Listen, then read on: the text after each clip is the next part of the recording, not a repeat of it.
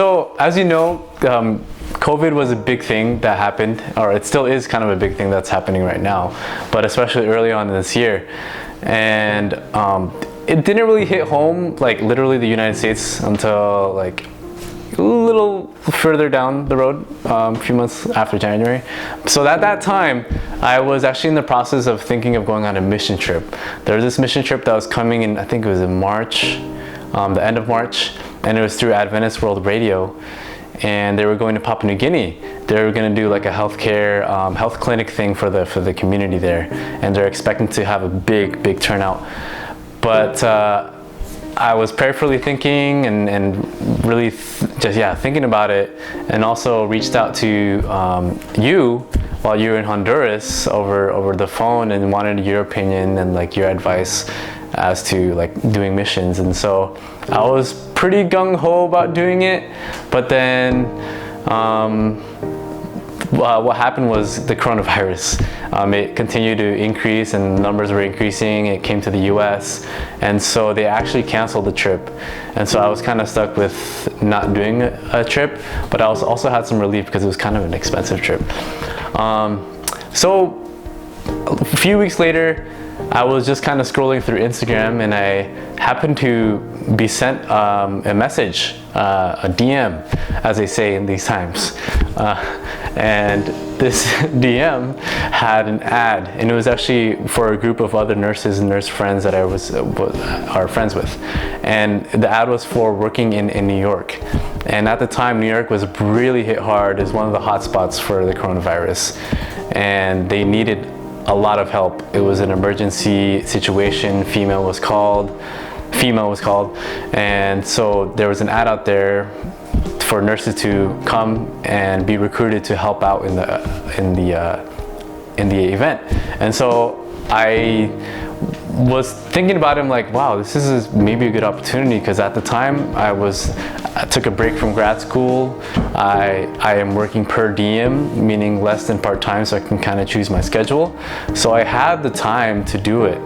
And so after talking to other friends and like seeking advice through prayer and other people's advice and opinions, and also talking to a friend who was also in New York at the time, who was actually already been a part of that effort, it kind of led me to making a decision, and I decided to go. And I thought it was a lifetime opportunity, not just for the financial gain, which is really great, but also just for the experience and being able to serve people. And so as soon as I got the call, it was literally a call. So I had to call in to the headquarters of this agency who was recruiting us. And after 2 hours of being on like hold, or actually having to call and then end my call and do it again, I was able to finally reach an operator, and then they signed me up for the position. And so I had to leave like that same weekend to New York.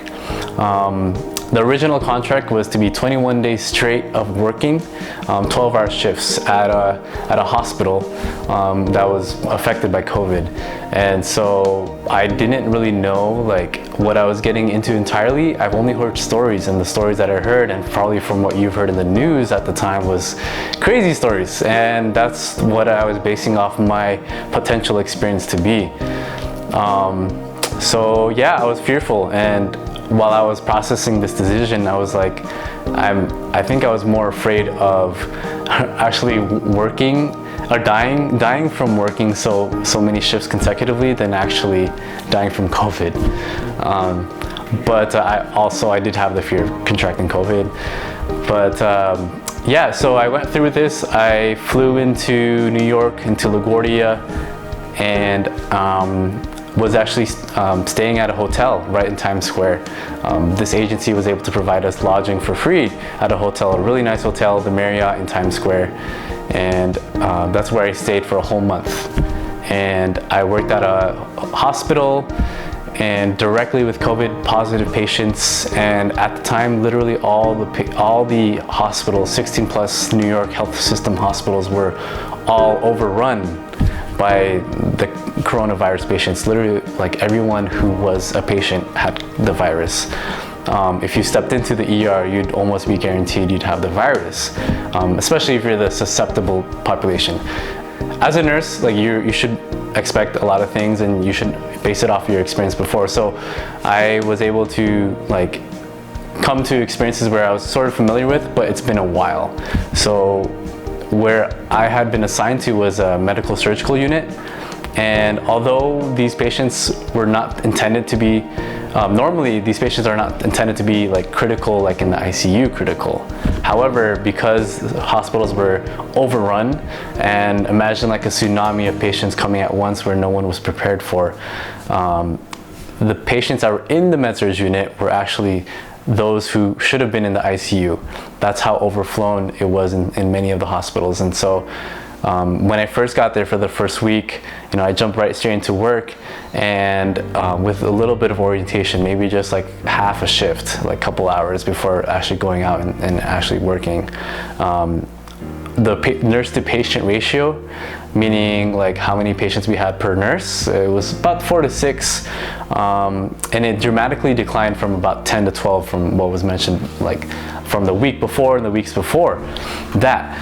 But it still was a lot because these patients were like critical, and they were short of breath, they were on oxygen therapy, and sometimes they were intubated on the med-surg unit. And yeah, it was intense. It was intense for the first week, and after that first week, I'm like, what am I doing here? Because I just came off 7 days straight of working. I'm like, this is tough. Like, this is a lot of work, and physically draining, especially with having to work consecutive straight shifts. But yeah, it was a lot.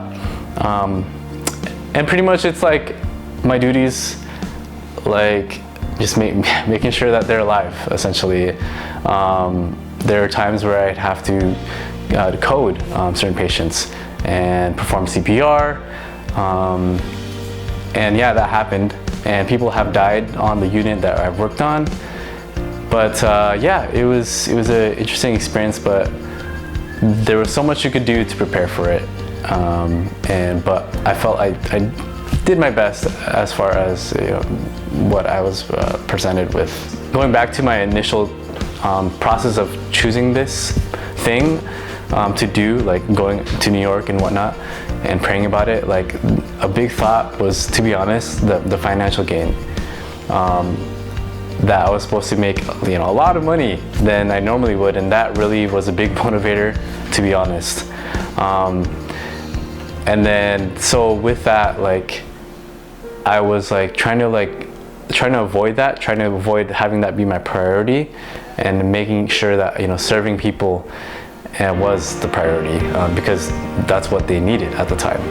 And so I made sure to I kept it in my heart that God, please humble me, and at least use me, even in my weakened fleshly body that desires money or whatever, still use me. And so when it was something that with experiences that we have, sometimes we go into something thinking this is just kind of for us, how is God going to use it? But God can still use you in any situation. And so he did. At the time when I was in New York, I was able to see the dedication of nurses who stayed to help with the COVID efforts with these patients. And through that dedication, I could see kind of the love and the character of God, essentially. And that they were there determined to help, fight the virus and help patients recover from the virus. And also, being that I wasn't alone, at the time, I had a lot of introspection, a lot of thought, about my life. I was in New York all alone, separated from all my friends and family. And at first I thought I'd be FOMO like I used to be, but because everyone else is in quarantine, I'm essentially in quarantine myself, when I'm working. So I didn't have, so the aspect of me feeling missing out didn't really hit me hard. But since that was away, it left me with thinking of into myself and oh man, there's a lot of things I need to work on. And there's recent things that happened in my life prior to that, with relationships and whatnot, that have really question like who I am and how I like present myself and how I like live my life. And so it was a really deep time of like soul searching, and beyond just helping and serving other people, and noticing that character of God through the service, and through the people doing the service as well. And so yeah, at the end of it all, like I realized like there's still love out there, like for people who really want to serve other people and care for them. And then there's still God out there, where despite where you are, as I mentioned before, like he can still speak to you. And yeah, I am actually involved in this one ministry. It's called AIM, or it stands for Adventist Indonesian Youth Ministry. And so our aim is to target the Indonesian youth within the Southern California region mainly. And it's kind of composed of a group of officers who are young adults with various skills and talents and different roles to kind of arrange events and whatnot to bring in the Indonesian community and hopefully bring people closer to Christ. And so my role in that is a social vice president, or one of the social vice presidents. So I'm there to kind of arrange more social gatherings or events where people can come together and get to know and fellowship with one another, and know that there's a community that is existent among the Indonesians, and that we can still share that bond together. I guess as far as future involvements, like I think I should really take a chance at going on a mission trip this time once things kind of open up. I know a lot of missionary students, like our SMs, had to come home because of this COVID, so hopefully there'll be a time where I can go out. So I'm gonna look forward to that. And then as far as locally, with this whole quarantine thing, and it's just, there's not too many opportunities, or at least like I haven't been as motivated because all the people are not really going out. But occasionally I'd go out on a homeless feeding through the San Bernardino Ministries, or I think it's called Parks and Streets. And so I've done some of that, but I honestly should do more. Ever since I got back from New York, I should be doing a lot more. I think like just, if you feel God is calling you to do that, like first of all, pray about it, and just know that your human fleshly nature will be telling you one thing, and it's always going to tell you something. It may tell you like, oh, you just want to do it for traveling to this one exotic country, or you want to do it for the money, or you just want to do it for the experience, or you want to meet a girl there, something like that, or a guy.